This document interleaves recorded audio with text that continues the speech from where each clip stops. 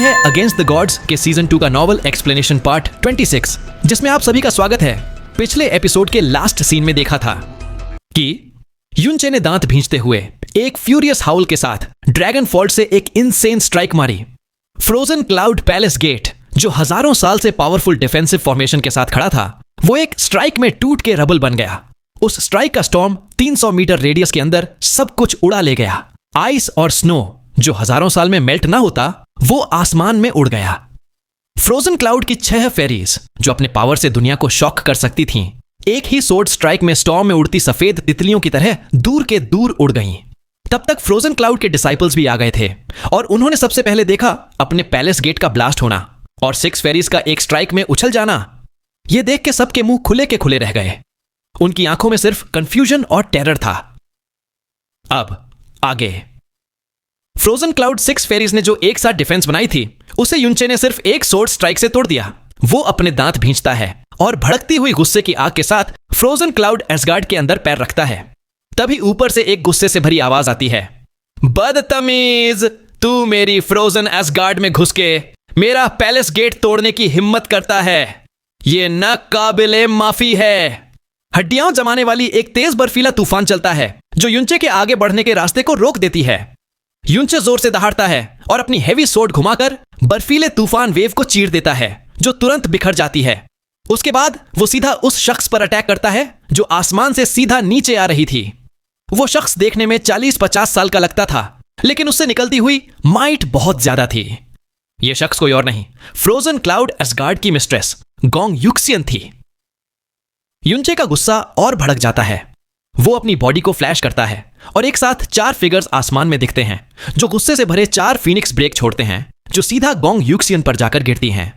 Gong युक्सियन भौहें चढ़ाती है, एक हाथ हिलाती है तो एक सफेद लॉन्ग रिबन हवा में नाचती हुई चारों फीनिक्स ब्रेक को मारकर बिखरा देती है। फिर एक और हाथ घुमाकर वो रिबन को एक स्नोफ्लेक का शेप दे देती है, जो आसमान का थरथराता हुआ माइट और आइसी कोल्डनेस लेकर युनचे की हैवी सोर्ड की तरफ आती है। बैंग बैंग बैंग की आवाज के साथ एम्परर प्रोफाउंड रेल्म की पावर टकराती है और पूरी फ्रोजन क्लाउड एसगार्ड जोर से हिल जाती है। जमीन पर 3 ह्यूज ओवरलैपिंग होल्स बन जाते हैं और ऊपर का स्पेस भी लगभग डिस्टॉर्ट होकर टूटने जैसा हो जाता है। जो डिसाइपल पास खड़ी थी, वो बची हुई प्रोफाउंड एनर्जी की वेव से उड़ जाती हैं और घबराकर मीठी कोमल चीख निकालती हैं। युनचे एक फ्लिप करके जमीन पर लैंड करता है। उसके अंदर का खून और सांस दोनों उथल पुथल हो जाती है। सामने गोंग युक्सियन धीरे से लैंड करती है। उसके चेहरे पर शॉक साफ साफ दिख रहा था। वो कुछ पल युनचे के चेहरे को देखती है, फिर उसके हाथ में ड्रैगन फॉल्ट को देखती है। उसकी आंखों में ठंडी चमक आ जाती है। वो बोलती है, इतनी कम उम्र में ऐसी पावर और साथ में एक एम्परर प्रोफाउंड सोर्ड भी। क्या तुम किसी सेक्रेड ग्राउंड के डिसेंड हो? गोंग युक्सियन इतनी हाई लेवल की थी कि कोई उसके सवाल को इग्नोर नहीं करता, पर युनचे जैसे सुन ही नहीं रहा था। उसकी आंखें लाल और खूंखार भेड़िए जैसे उसे घूर रही थीं। वो भारी आवाज में बोलता है, गोंग युक्सियन, चू युचान की कल्टीवेशन तुमने डिस्ट्रॉय किया और उसे फ्रोजन एसगार्ड से निकाल दिया। क्या यह सच है? बोल। इसी वक्त चू युएली चिल्ला के कहती है, मिस्ट्रेस, ये युनचे है, ये जिंदा है। युनचे! गोंग युक्सियन की भौहें हिलती है। सारे डिसाइपल्स शॉक और उलझन भरे एक्सप्रेशंस दिखाते हैं।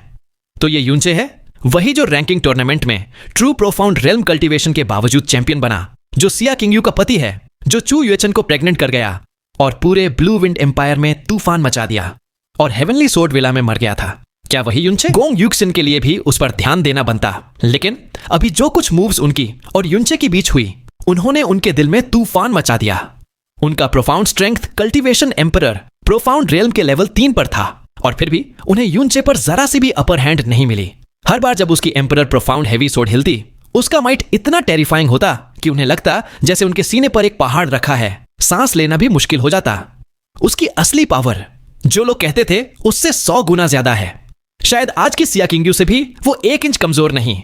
ये युनचे असली में एक पियरलेस टैलेंट है। इसमें कोई हैरानी नहीं कि चू युएचन उससे दिल हार बैठी। गोंग युक्सियन कहती है, तो तू ही युनचे है और तू अभी भी जिंदा है और ऊपर से मेरी फ्रोजन क्लाउड एसगार्ड आके मुझे ही दोष देने आया है। तूने युएचान को सेक्ट के रूल्स तोड़ने पर मजबूर किया और मेरी एसगार्ड की 1000 साल की इज्जत मिट्टी में मिला दी। युनचे गुस्से में चिल्लाता है, बकवास! तुम्हारे वो बेकार सेक्ट रूल से मेरा क्या लेना देना? तुम्हारी 1000 साल की इज्जत का मुझसे क्या ताल्लुक? मेरे लिए तुम्हारे रूल्स दुनिया के सबसे घटिया जंजीर हैं और तुम्हारा ये सो कॉल्ड 1000 साल का नाम एक बहुत बड़ी मजाक है। मैं और चू युएचन एक दूसरे से मोहब्बत करते थे। हमारे बीच तुम कौन होती हो, उसकी प्रोफाउंड आर्ट क्रिपल करके उसे सेक्ट से निकालने वाली? गोंग युक्शियन गुस्से में बोलती है, बदतमीजी की भी हद होती है। युएचन मेरी वो डायरेक्ट डिसाइपल है जिसके लिए मैं सबसे ज्यादा गर्व महसूस करती हूं।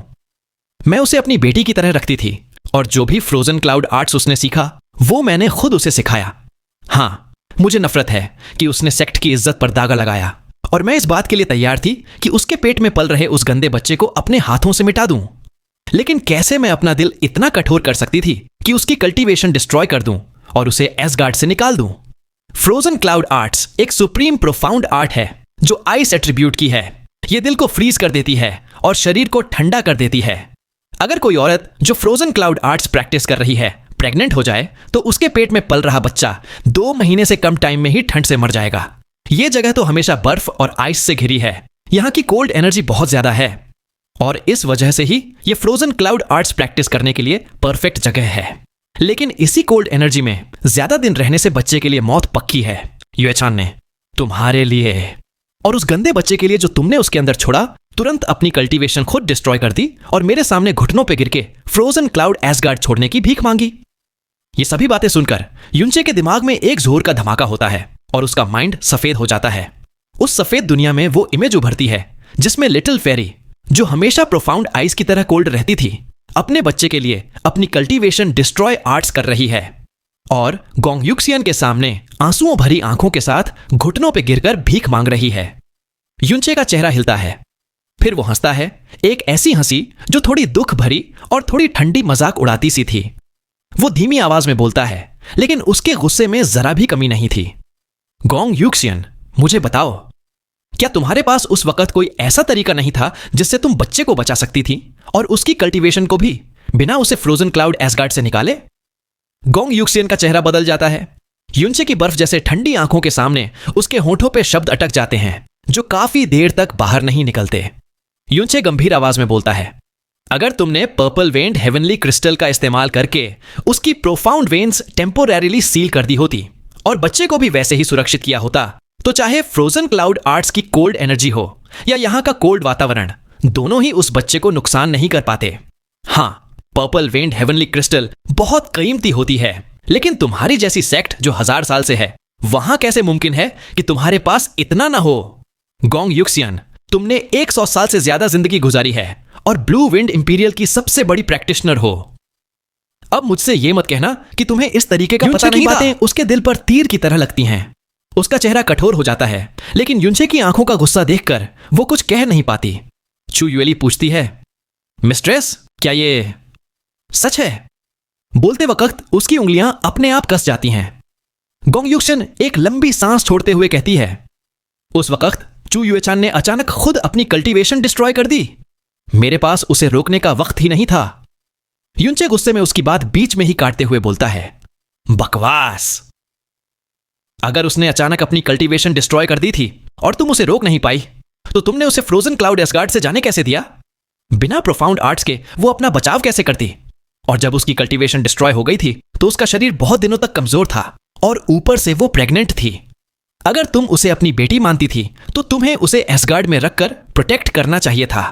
पर्पल वेन्ड हेवनली क्रिस्टल से कोल्ड एनर्जी ब्लॉक करके और एसगार्ड की सुरक्षा में वो बच्चा सलामत जन्म ले सकता था, लेकिन तुमने फिर भी उसे बाहर निकाल दिया। तुम्हारे सारे बहाने सिर्फ बकवास हैं। तुम्हें असल में फिक्र थी अपनी सो कॉल्ड 1000 साल की प्रिस्टीन रेप्यूटेशन की, क्योंकि सिर्फ उसे एसगार्ड से निकाल कर ही तुम कह सकती थी कि एसगार्ड की पवित्रता बच गई। अपनी इस सो कॉल्ड इज्जत के लिए तुमने अपनी बेटी जैसी डिसाइपल को भी त्याग दिया। गोंग युक्शियन सख्त होकर बोलती है, बकवास। युएचन ने अपनी कल्टीवेशन खुद डिस्ट्रॉय कर दी, लेकिन उसका प्रोफाउंड स्ट्रेंथ अभी भी एम्परर प्रोफाउंड रेल्म का था। पूरे ब्लू विंड एम्पायर में कौन उसे नुकसान पहुंचा सकता था? युनचे ड्रैगन फॉल्ट उठाता है। उसके शरीर से बजर्किंग ऑरा फूट पड़ती है। वो बोलता है, मैं युनचे वो इंसान हूं जो एहसान का बदला एहसान से देता है, लेकिन दुश्मनी का बदला जरूर लेता है। अगर तुम्हारे फ्रोजन क्लाउड एसगार्ड ने चू युएचन के साथ अच्छा बर्ताव किया होता, उसे एसगार्ड में रखकर हमारे बच्चे को प्रोटेक्ट किया होता, तो मैं तुम्हारे एसगार्ड का जिंदगी भर एहसानमंद रहता। चाहे अपनी जान भी देनी पड़ती, मैं बिना पलकें झपकाए देता, लेकिन तुमने ऐसा फैसला लिया जो मैं कभी माफ नहीं कर सकता। गोंग युक्सियान, दुआ करो जब मैं उसे पाऊं वो और हमारा बच्चा दोनों सलामत हों, वरना मैं तुम्हारी जान ले लूंगा। गोंग युक्सियन के दिल में दबा हुआ गुस्सा अब फूटने लगा।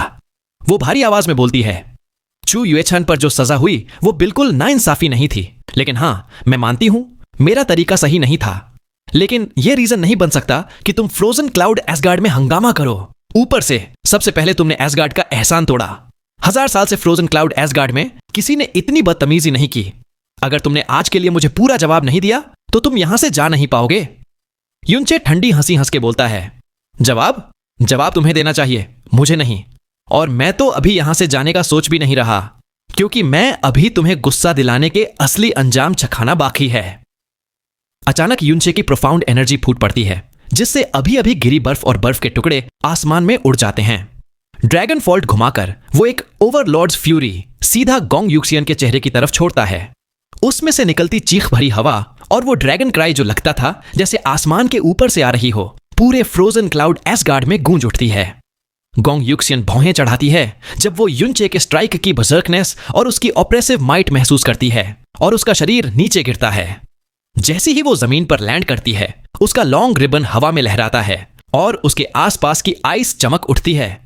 हवा में घूमती बर्फ के बीच एक आइस लोटस खिलती है जो आसमान तक जा रही थी। बिजली के फटने जैसी आवाज के साथ वो बर्सर्क एनर्जी एक तूफानी सुनामी की तरह फूट पड़ती है, नीचे की आइस तक उछल जाती है और आसमान में दूर तक बिखर जाती है। युनचे और गोंग युक्सियन दोनों एक साथ पीछे की तरफ गिरते हैं। जितनी दूर तक आंख जाए, लगभग 1000 मीटर के एरिया में आइस और बर्फ एकदम बारीक पाउडर में बदल चुकी थी। ब्लू विंड एम्पायर में कोई भी गोंग युक्सियन की स्ट्रेंथ पर सवाल नहीं उठाता, लेकिन युनचे और गोंग युक्सियन के इस छोटे से बैटल का अंजाम यह था कि दोनों में से किसी को भी अपर हाथ नहीं मिला। इसने फ्रोजन क्लाउड के डिसाइपल्स को हिला के रख दिया, लेकिन यह छोटा सा बैटल उनके गुस्से को और भड़का गया। कुछ पल चुप रहने के बाद युनचे एक वाइल्ड रोर करता है और ड्रैगन फॉल्ट को घुमाता है। उसका शरीर और सोड दोनों इनकम्पैरेबली ब्लेजिंग फिनिक्स फ्लेम से जल रहे होते हैं।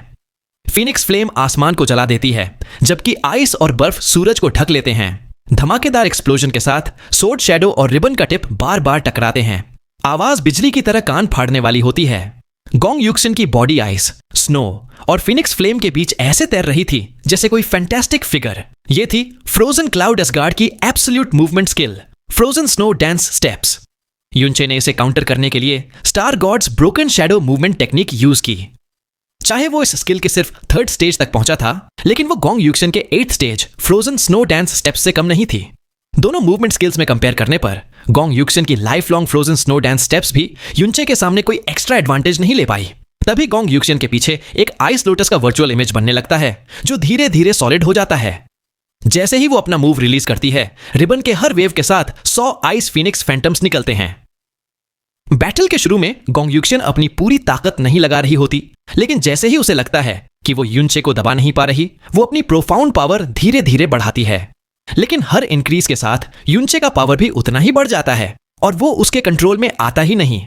जब उसका मूव फ्रोजन डांस से आइस फिनिक्सिस डांस में बदलता है, युनचे की हेवी सोर्ड से एक ऐसी ड्रैगन्स क्राई निकलती है जो रूह हिला दे और सारे आइस फिनिक्सिस को टुकड़े टुकड़े कर देती है। पलक झपकने में दोनों 100 से ज्यादा अटैक कर चुके होते हैं, लेकिन कोई भी दूसरे को हरा नहीं पाता। दोनों की स्ट्रेंथ बिल्कुल बराबर लग रही थी। यह देखकर फ्रोजन क्लाउड के डिसाइपल्स का रिएक्शन शॉक में जम जाता है। यह बैटल उनकी पूरी सोच उलट चुकी थी।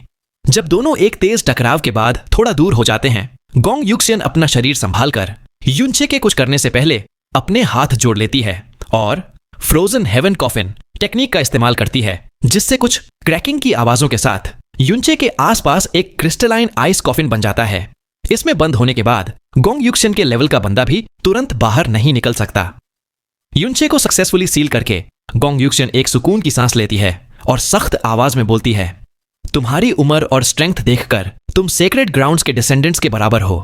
तुम लगभग हमारी सिया किंग्यू जितने स्ट्रांग हो। मुझे कभी लगा नहीं था कि मैं अपने हाथों से ब्लू विंड एम्पायर के इतने बड़े जीनियस को मिटा दूंगी, लेकिन तुमने हमारी फ्रोजन क्लाउड एसगार्ड की इंसल्ट की है और इसकी सजा तुम्हें मिलेगी। लेकिन युनचे उसकी बातों पर ध्यान नहीं देता और आइस कॉफिन पर जोर का स्ट्राइक मारकर एक बैंग की आवाज निकालता है। गोंग यूक्सियन ठंडी आवाज में बोलती है, ये मेरी फ्रोजन क्लाउड एसगार्ड का सबसे स्ट्रॉन्ग सीलिंग स्किल है, फ्रोजन हेवन कॉफिन। इसमें बंद होने के बाद कोई भी बाहर। लेकिन गोंग यूक्सियन आगे कुछ बोल पाती, उसके शब्द अचानक बीच में अटक जाते हैं, क्योंकि एक क्रैकिंग साउंड के साथ आइस कॉफिन में बड़े बड़े क्रैक्स फैलने लगते हैं। गोंग यूक्सियन के शब्द और उसके चेहरे पर डरावनी शक्ल आ जाती है। युनचे हल्का सा स्नीर करता है और फॉलिंग मून सिंकिंग स्टार का इस्तेमाल करते हुए दूसरा स्ट्राइक आइस कॉफिन पर लगाता है।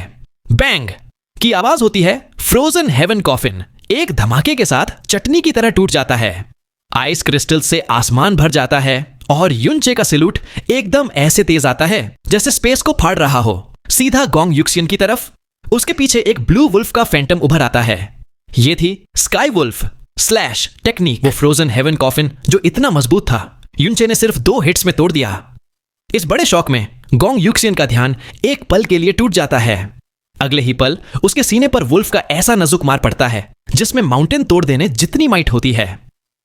वो पावर गोंग यूक्सियन की सोच से कहीं ज्यादा होती है। उसके अंदर के सारे ऑर्गन्स अपनी जगह से हिल जाते हैं और पूरा शरीर खून से भीग जाता है। मुंह से खून उछालते हुए वो पीछे हटती है, लगातार 10 से ज्यादा कदम पीछे जाकर रुकती है। उसके होठों के कोने पर एक गहरा खून का निशान होता है। Mistress, mistress!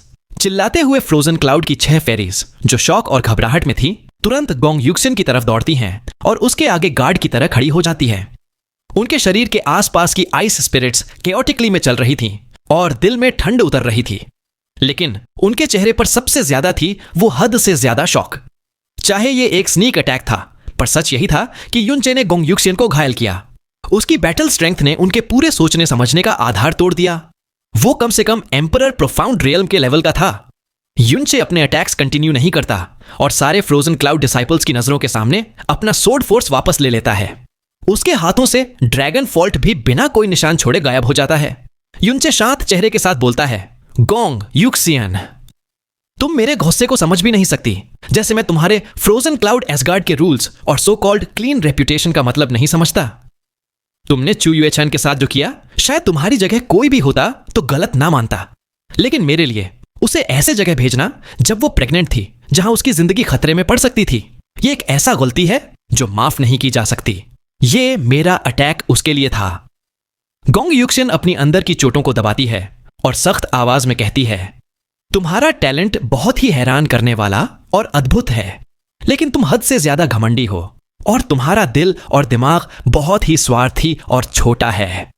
चू युएचन मेरी वो आखिरी डिसाइपल थी जिसे मैं खुद लेकर फ्रोजन क्लाउड एसगार्ड आई थी।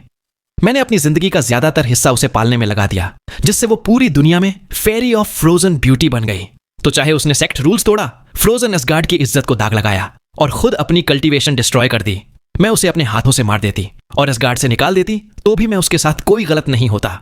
और तुमने मेरी डिसाइपल को बदनाम किया और मेरी फ्रोजन एसगार्ड की 1000 साल की प्रिस्टीन रेप्यूटेशन को मिट्टी में मिला दिया। ऐसे में अगर मैं तुम्हें और तुम्हारी चू युएचन के गंदे बच्चे को मार दूं, तो भी मैं गलत नहीं होंगी। तुम्हारे सवाल और तुम्हारी हिंसा भरी बातें दुनिया का सबसे बड़ा मजाक है। युनचे भौहें उठाता है और ठंडी आवाज में बोलता है, तुम कहती हो तुमने चू युएचन के साथ कुछ गलत नहीं किया है? गलत? तुमने उसके साथ बहुत गलत किया है। अगर तुम उसे उस वक्त ना मिली होती और उसे फ्रोजन क्लाउड एसगार्ड ना लाई होती, तो वो एक नॉर्मल औरत की तरह जीती। उसकी वो शक्ल जो दुनिया को हिला सकती थी, उसे एक परफेक्ट जीवन मिलता, एक ऐसा आदमी मिलता जो जिंदगी भर उसके साथ रहता। तुमने उसे पावर तो दी, लेकिन तुमने उसे क्या दिया जो एक औरत के जीवन में सबसे जरूरी होता है? क्या वो कभी हंस पाई, रो पाई या खुश हुई? उसने अपनी पूरी जिंदगी इस फ्रोजन आसमान और बर्फीली जमीन के नीचे फ्रोजन क्लाउड आर्ट्स प्रैक्टिस करते हुए गुजारी। तुम्हारे सेक्ट के रूल्स ने उसकी असली औरत वाली इमोशंस तक छीन ली। तुमने एक इंसान को लगभग एक ऐसे बर्फ के पुतले में बना दिया जो दिल से बिल्कुल मर चुकी थी। तुमने उसका पूरा जीवन खराब कर दिया। चाहे मेरी और उसकी मुलाकात छोटी रही, लेकिन उसने फ्रोजन क्लाउड एसगार्ड में अपनी कई दशकों की जिंदगी छोड़ दी सिर्फ मेरे लिए। उस छोटे से वक्त में मैंने उसे फिर से एक असली औरत बनाया, जो अब बर्फ का पुतला जैसे फ्रोजन क्लाउड एसगार्ड में बंद नहीं थी। युनचे की आवाज धीरे धीरे उदास हो जाती है।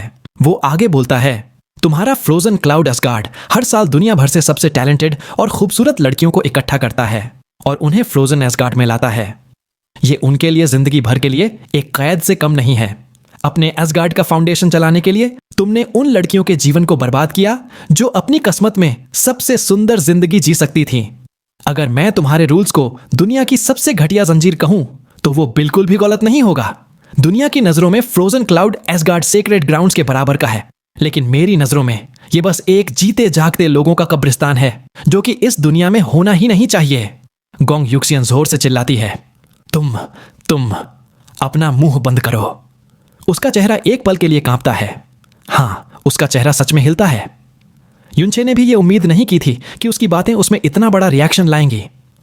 युनचे हल्का सा नजर डालता है और बोलता है, तुम कहती हो मैं एक स्वार्थी इंसान हूं और मैं तुम्हारी बात से पूरी तरह सहमत हूं। मैं असली में एक बहुत स्वार्थी इंसान हूं। अगर मुझे यह चुनना पड़े कि अनेक मासूम लोगों की जान बचाऊं या चू युएचन की, तो मैं बिना पलकें झपकाए उन सब मासूमों को मार दूंगा। मैं उसके लिए हर पाप सह सकता हूं, लेकिन तुम्हारे लिए और फ्रोजन क्लाउड एसगार्ड के लिए मुझे ऐसे जज्बात कभी महसूस नहीं होंगे। फिर युनचे पलटकर कहता है, चाहे मैं तुमसे नफरत करता हूं कि तुमने चू युएचन को फ्रोजन क्लाउड एसगार्ड से निकाल दिया, लेकिन इस बात का मैं एक हिस्सा खुश भी हूं, क्योंकि जब मैं उसे ढूंढ लूंगा वो पूरी तरह मेरी होगी। उसका तुम्हारे एसगार्ड से कोई ताल्लुक नहीं रहेगा। उसके दिल पर तुम्हारी इन भारी जंजीरों का बोझ नहीं होगा। यह कह के युनचे अपने कदम पैलेस गेट की तरफ बढ़ा देता है। तभी फ्रोजन क्लाउड एसगार्ड की फेरिया युनचे को रोकने के लिए आगे बढ़ने लगती है, जिसे देखकर गोंग युक्सियन कहती है, उसका रास्ता मत रोको, तुम उसके मुकाबले की नहीं हो, उसे जाने दो। यह कहकर उसका शरीर, जो ज्यादा बड़ा अंदर का चोट खाने के बाद भी संभल गया था, धीरे से नीचे गिरता है, जैसे उसकी सारी ताकत खत्म हो गई हो। उसकी आंखों की चमक खत्म हो जाती है और वो अपने आसपास की चीखों तक को नहीं सुन पाती। उसके दिमाग में जैसे एक सपने में एक जवान लड़के का चेहरा उभर आता है, वही जो अपने सच्चे जज्बात से उसके जमे हुए दिल को पिघला गया था और जिसके साथ उसने वो खुशी महसूस की थी जो फ्रोजन क्लाउड एसगार्ड में कभी नहीं की थी। लेकिन वो चू युचान जितनी हिम्मत वाली नहीं थी। वो उस समय पीछे हट गई। उसने उससे अपना रिश्ता तोड़ दिया और फिर कभी उससे नहीं मिली। बाद में उसने उसका बर्फ में जम गया लाश देखा, जो अब भी गम और उदासी की औरा छोड़ रही थी, snow region of extreme ice के अंतिम सीमा पर, वही जगह जहां वो पहली बार मिले थे। उस बात को 80 साल बीत चुके थे। जो एक सुंदर सपना होना चाहिए था, वो गोंग युक्सियन का सबसे दुख भरा नाइटमेयर बन गया। सालों तक उसके दिल में चुभने के बाद वो समझ बैठी थी कि उसका दिल अब कभी नहीं पिघलेगा। लेकिन युनचे के शब्दों ने उस नाइटमेयर को दोबारा जिंदा कर दिया, जिसे वो अपनी पूरी ताकत से भूलने की कोशिश करती रही थी, और उसके दिल को दोबारा धड़काने पर मजबूर कर दिया। दूसरी तरफ युनचे फ्रोजन क्लाउड एसगार्ड से दूर चला गया। बर्फ से भरे आसमान और बर्फीली जमीन के बीच चल रहा था। उसने snow region of extreme ice की सफेद और बेपनाह जमीन को देखा। उसके दिल में पहली बार उलझन और बेचैनी आई। युनचे सोचता है, लिटिल फेरी, तुम कहां हो? बस कहां चली गई? मैं तुम्हें ढूंढने के लिए क्या करूं? जैस्मिन उसके दिल की हालत को महसूस करती है और ठंडी आवाज में बोलती है, शायद तुम्हें उसे जानबूझकर ढूंढने की जरूरत ही नहीं है। तुम्हारी अभी की इन्फ्लुएंस की वजह से यह खबर कि तुम जिंदा हो बहुत तेजी से फैल जाएगी और उसे यह बात जल्द ही पता चल जाएगी। तब वो खुद तुमसे मिलने आएगी। युनचे सिर हिलाता है और कहता है, नहीं, तुम उसे नहीं जानती। वो बहुत ज्यादा ठंडी मिजाज है और अकेलेपन में रहने की आदत में है। उसने कभी भी किसी अजनबी से रिश्ते बनाना नहीं चाहा। अब जब वो प्रेग्नेंट है और अपना प्रोफाउंड आर्ट भी खत्म कर चुकी है, तो वो इंसानों से और भी ज्यादा दूर रहेगी, सिर्फ बच्चे की हिफाजत के लिए। वरना उसके अनमैच्ड लुक्स और टेम्परमेंट जो हर जगह हलचल मचा सकते हैं, उनके बावजूद अब तक किसी ने उसे देखा क्यों नहीं? सीनियर सिस्टर ज्वेरुओ को भी उसके फ्रोजन क्लाउड एसगार्ड से निकाले जाने की खबर नहीं थी। इसका मतलब है वो जरूर किसी ऐसी जगह गई होगी जो बिल्कुल सूना सूना और उदासी से भरा हो, फ्रोजन क्लाउड एसगार्ड की तरह। ऐसी जगह जहां कोई उसे परेशान या उसके बच्चे को नुकसान न पहुंचा सके, और ऐसी जगह पर उसे यह खबर कभी नहीं मिल पाएगी कि मैं जिंदा हूं, और मुझे यह भी नहीं मालूम कि मैं उसे ढूंढूं तो कहां ढूंढूं। तभी जैस्मिन अचानक बोलती है, कोई आ रहा है। युनचे तुरंत भौहें चढ़ाता है। फ्रोजन क्लाउड एसगार्ड की तरफ से एक सफेद फिगर तेज रफ्तार से उसकी तरफ आ रहा था। कुछ ही देर में वो उसके सामने नजर आया। वो एक बड़ा सा snow white bird type profound beast था। उसके ऊपर एक सफेद ड्रेस वाली औरत बैठी थी। वो थी चू युएली। युनचे कहता है, चू युएली। उसकी भौहें झुकी और फिर चुपचाप रुककर उसे देखने लगा। वो बर्फीली बर्ड तेज रफ्तार से आई और युनचे के सामने रुक गई। चू युएली अपनी कमर सीधी करती है, बर्फ को झाड़ती है और एक बर्फ की परी की तरह युनचे के सामने उतरती है। उसकी निगाहें युनचे की ठंडी और सख्त आंखों से टकराती हैं। चू युएली बोलती है, चिंता मत करो, मैं तुमसे लड़ने नहीं आई हूं। अभी मैं तुम्हारे सामने काबिल भी नहीं हूं। पहले मैं तुमसे बेहद नफरत करती थी, जो मेरी बहन के साथ हुआ, लेकिन अब अचानक मुझे तुमसे नफरत ही नहीं रही।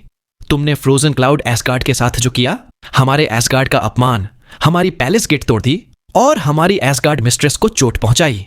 पर तुमने जो किया उसने तुम्हें मेरी एल्डर सिस्टर के लायक बना दिया। युनचे कहता है, तो तुम इतनी दूर सिर्फ ये सब कहने आई हो? चू युएली अपना हाथ उठाती है, एक इशारा करती है।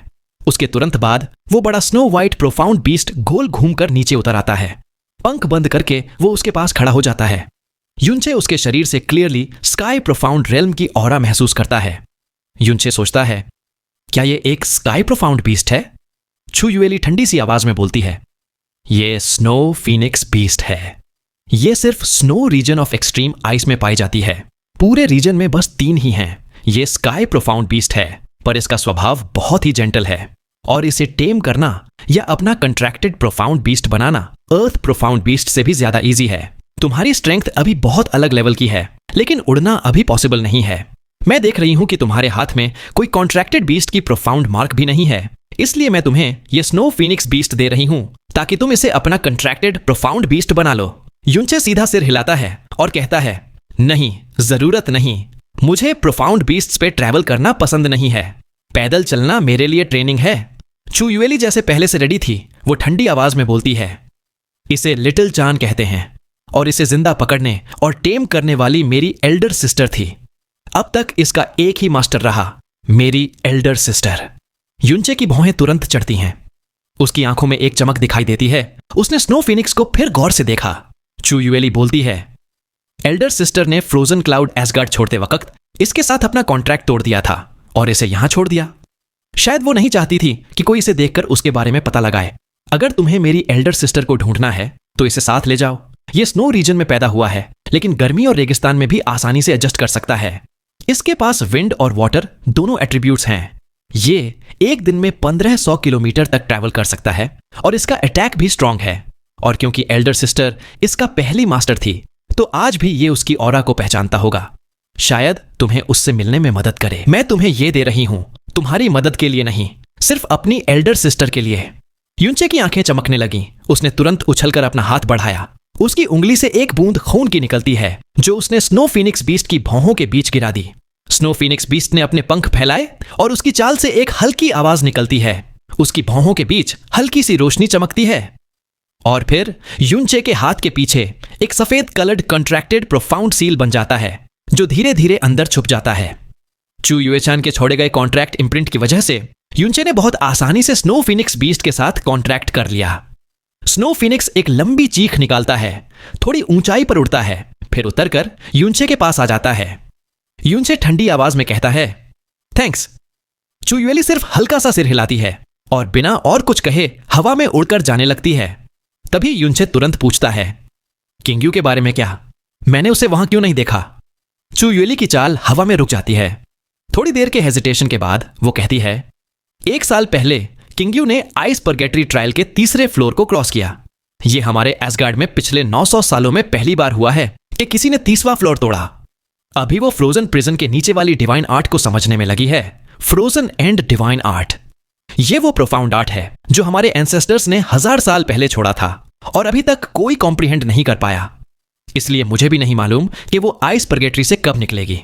तुम उसके नाम के ही हस्बैंड हो और उसके बहुत बड़े बेनिफेक्टर हो। अगर तुम कोई मैसेज छोड़ना चाहते हो तो मैं उसके बाहर आने पर उसे कह दूंगी। युनचे कुछ वक्त चुप रहता है, फिर धीरे से सिर हिलाता है, उसकी जरूरत नहीं। इस बार चू युएली कुछ नहीं बोलती और बर्फ के बीच उड़कर उसकी नजरों से गायब हो जाती है।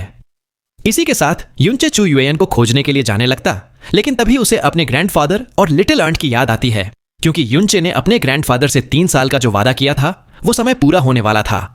इसलिए वो डिसाइड कर लेता है कि वो सबसे पहले ग्रैंडफादर और लिटिल आंट को लेने जाएगा। ये सब सोचते हुए युनचे एक छलांग लगाता है और स्नो फीनिक्स की पीठ पर जा बैठता है।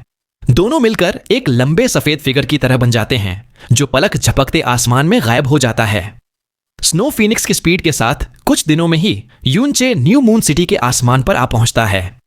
यूनचे ने स्नो फीनिक्स को अपने कंट्रैक्टेड प्रोफाउंड सील के अंदर वापस कर लिया और सीधा उतरकर न्यू मून प्रोफाउंड पैलेस की जमीन पर आ गया। जमीन पर उतरते ही यूनचे ने खुद को लोगों से छुपाया और जो पहली चीज उसने सुनी वो उसके खुद के रूमर्स थे। दो डिसाइपल आपस में बात कर रहे थे कि कैसे उसने ब्लू विंड इंपीरियल सिटी जाकर बर्निंग हेवन क्लेन के फेन जुएचेंग की शादी चौपट कर दी और उसे मार मारकर उसका हाल बेहाल कर दिया और बर्निंग हेवन क्लेन के पावरफुल एक्सपर्ट से फाइट की और कैसे उसने बुरी तरह उन्हें हराया। अरे रुको, अगर आप लोग चाहते हो कि मैं इस नोबेल को ऐसे ही एक्सप्लेन करता रहूं तो फिर वीडियो को लाइक करके कमेंट सेक्शन में जरूर बताना ये वीडियो कैसा लगा। साथ ही चैनल को सब्सक्राइब करके बेल आइकन को ऑल पर सेट कर लेना, जिससे जैसे ही मैं आगे के एपिसोड अपलोड करूं आप तक पहले नोटिफिकेशन आए और आप पहले वीडियोस को देख पाए।